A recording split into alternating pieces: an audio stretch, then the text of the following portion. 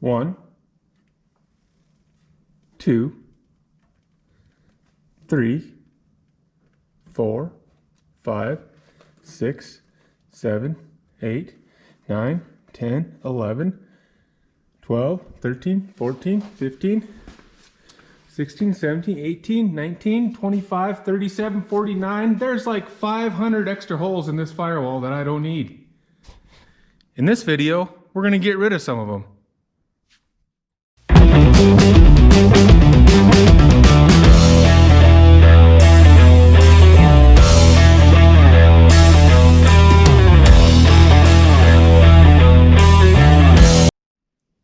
Welcome back to the Montana Garage. Let's get some work done on the 55 Chevy. Lately I have been working on the firewall. Got it mostly stripped down, and that's what I was going to do, is strip her down and paint it. What do they say? Paint it black, get it on the track. Trying to make her look a little nicer, quick and dirty, nothing real fancy. But I don't know, just like everything else I've been doing out here, I just can't leave well enough alone, I guess. There's a lot of extra holes in the firewall that we don't need, and I guess now is the time. It's not going to be that hard or take too much time to get the old Lincoln welding machine out and buzz some of these holes closed. So what are all the holes from? That's a good question. I got most of them figured out, I think. I've had this thing tore apart for so long. You know, I don't remember exactly where everything was. I know most of it. Obviously I have a diagram for a 56 Chevy. It's pretty similar. I have a diagram for a 57 Chevy. It's quite a bit different. And then I've just looked at some pictures and stuff. So I got most of them figured out. There's still a few holes I need to do some research on. But obviously the heater motor goes here, so I need these 3 holes. I'm not sure about these little tiny holes right here, but I'll probably leave them. Hood hinges here. Obviously I need to leave that. I'll probably fill in these little spots here. That's just where the 2 pieces of metal overlap. It's not really a hole, but I'll fill that in. Same as that. Battery box mounted here and here. And here, I believe. I'm going to probably run the battery in the trunk, so I'll get rid of those. Heater hoses go here. I believe this one and this one that are a little bit bigger. That's where the heater box mounts through from the other side. But all the rest of these little guys can go there. Most of these little ones like this are from the firewall pad that they had installed on the inside of these things. That's what that mess there is. It was, of course, all dried and cracked and everything. And let's see if I can find any right here. So this little clip held the pad on from the inside of the firewall, and then this would go through those holes and stick out on the firewall, so you'd see that little clip sticking up. Most people, I think nowadays, I think a lot of people are putting the firewall pad back. A lot of people, it sounds like, are just running some Dynamat or something up there. And I think especially I read if you're going to add on some vintage air or something, the firewall pad kind of takes up a little too much space. I'm probably not going to add air to this, and probably never going to put a firewall pad or Dynamat or anything up there. Who knows if I'll ever even get carpet. I think it might look just fine like it is. But anyways, I don't know what I'm going to do, but I've decided I don't really need the firewall pad, so I'm going to buzz all those firewall pad holes in. Figure out how we'll deal with that later. So firewall pad holes are a lot of them. Again, that's just like kind of a hole where the 2 metal pieces overlap. We'll buzz in some of those. This was a resistor block for the ignition. Probably going to run like some sort of MSD box or something like that, so I won't need that, so we'll take care of that. This is where the throttle linkage came through. It bolts on there, it has a metal arm. Kind of debating about that one. I may run some sort of we'll probably run some sort of a cable throttle linkage, so probably leave the big hole, maybe buzz in the 2 little holes. That's how the 57 is. Another one of those clips. This all has to do with the steering, so we'll leave that. Firewall pad. These two I'm not sure about, so I'll have to figure those out. That one's probably a firewall pad. This one looks a little different. It might have been just a firewall pad too. So before I buzz those in, I'll check that out. Obviously, master cylinder goes here. That was another firewall pad. Probably firewall pad, firewall pad. These are for the emergency brake cable and the little pulley. And this is the high-low beam selector that mounts on the floor there. A couple more down there. These are again part of the emergency brake system. And there's one more right here. That's a threaded hole. I don't know what that was for. I'm guessing maybe it was like a body ground. So I'm gonna leave it, whether that's what it was or not. That's what I'm gonna use it for, so you can ground the body to the frame. This seems like a good spot to do that, so that's what I'll use that for. And then once we get these things all buzzed in, we'll grind the welds off, and then we'll probably throw a little bit of filler on there, and then we'll take care of some of these spots that are a little rough looking. Again, I'm not gonna go super fancy or spend a ton of time. This isn't, again, it's not a show car. It's just gonna be a fun driver. It'll probably never even get painted. Who knows? Maybe someday it will, but just figured now's the time to take care of some of this stuff. It's not gonna take a whole bunch of time. Oh, and I'll probably also fill this in a little bit. This is where the steering column comes through. And I don't know if all of them are like this or not, all the Tri-5s, but this one had a 3 on the tree linkage on the steering column, which is right here. So that was so that those linkage arms could poke through the firewall hole. Obviously, I'm not going to run a 3 on the tree, so I'll probably leave the round, kind of make that round, and then patch that all in. So those are the plans. Let's spark up the welder and see what happens. For these smaller holes, like this, I think I can get away with just filling that with weld. If it was any bigger, you know, I'd find some sort of a, you know, it'd be nice to put a patch in there, whether it's just a washer, the head of a nail, the head of a bolt, something that we could flush off later.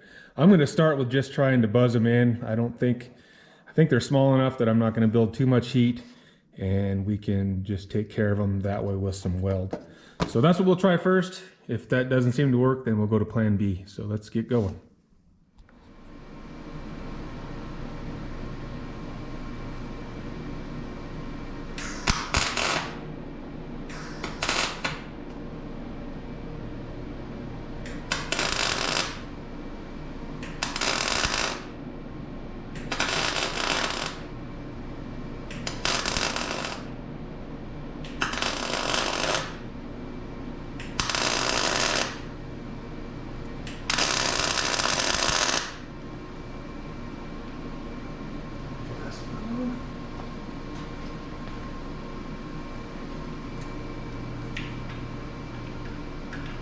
Helps if you turn your gas on.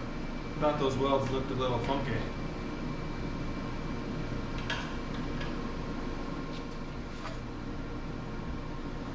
So might as well clean the holes up a little bit too. Clean the inside of it a little bit here.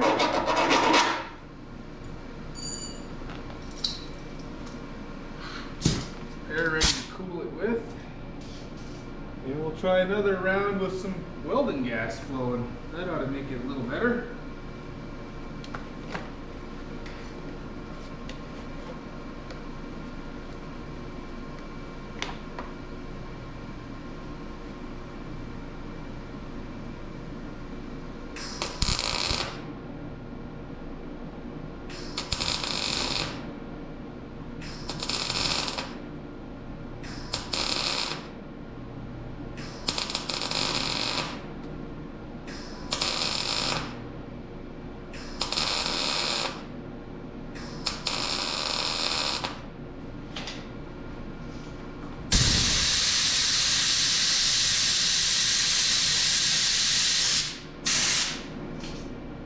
Definitely looks a little better than the last one.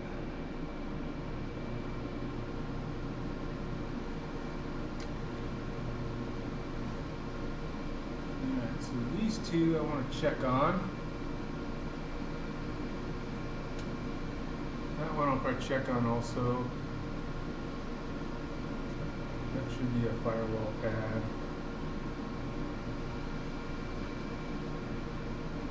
That was clean.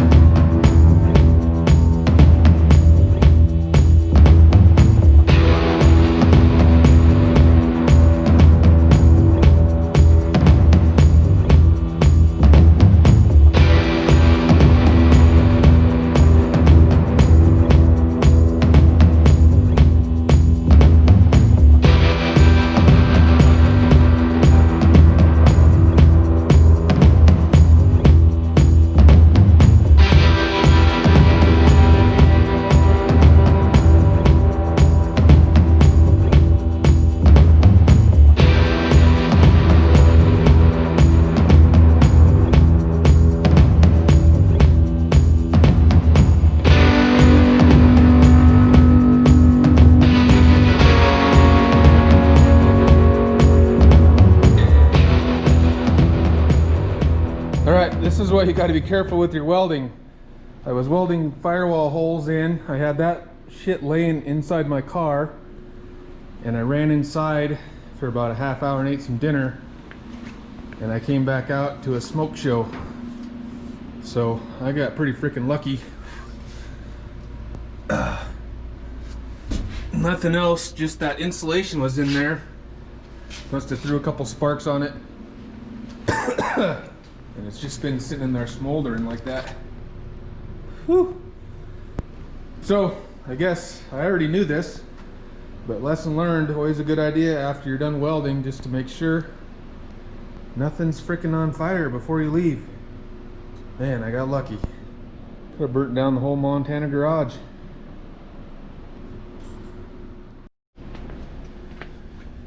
Getting this firewall pad stuff put out. Here's a little piece of it that was smoldering in the car.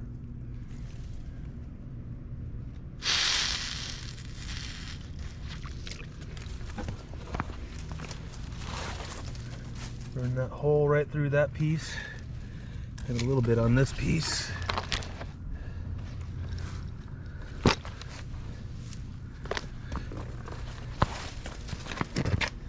think I got her all out now. Still a little smoky in the shop.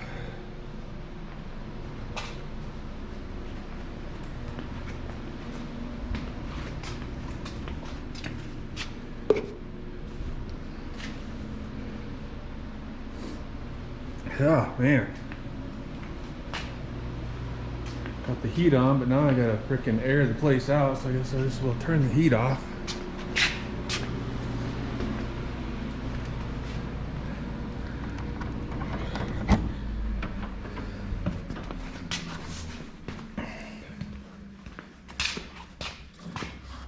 Already looked, but I'm gonna double check. Make sure there's nothing else smoldering in here.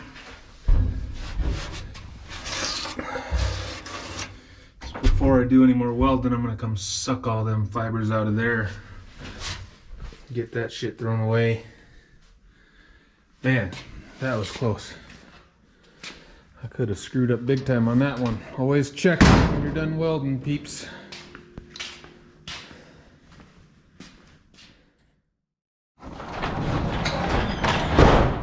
All right, we are back in the Montana garage. It is still here. It did not burn down. All the smoke is gone.